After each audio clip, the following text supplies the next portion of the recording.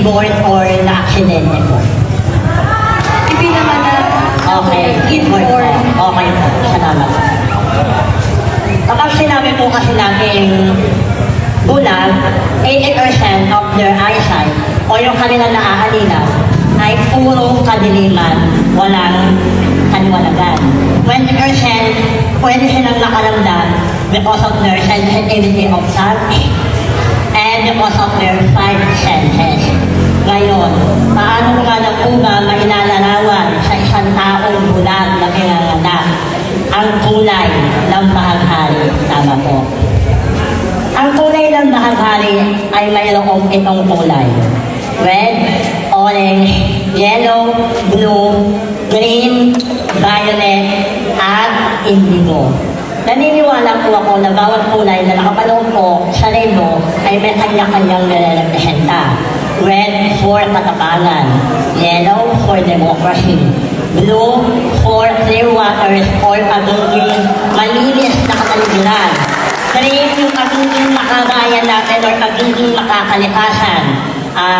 Orange for money or your fame. Violet, ito yung pagluluksa ng isang tao kagaya ng po sa mahal na araw. At ang indigo is yung pustiya po sa ating lipunan. Paano ko makapaliwanag ang kulay ng rainbow sa isang taong bulag na pinanganak? Simple lamang po, sa pamamagitan po ng aking yakap at pagdama ng aking puso, mararamdaman niya na siyang napakakulay po ng aming mundo. Dahil dito sa ating lipunan, we face ignorance and discrimination dahil sa aming gender preference. Ngunit naniniwala po ako na kahit ikaw ay may kapansanan, kagaya man kita na mayroong kapansanan, huwag kang mamahala, kaibigan. Dahil ang tunay na kandayan dito sa ating lipunan ay kung ano ang may papadamo mo sa lahat ng taong nakakasalamuhan mo.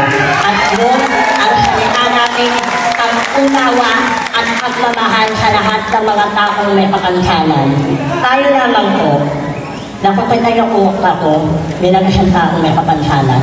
Perfecto po kayo. Nilalait mo po ako dahil po sa aking kapansanan. Ulit naniniwala po ako na kahit kami po ay member ng PWD. We are not just a member of PWD, but rather, we are a person with 100 of responsibility. Kaya ngayong gabi, itataas ko ang bandera namin mga tao may kapansanan.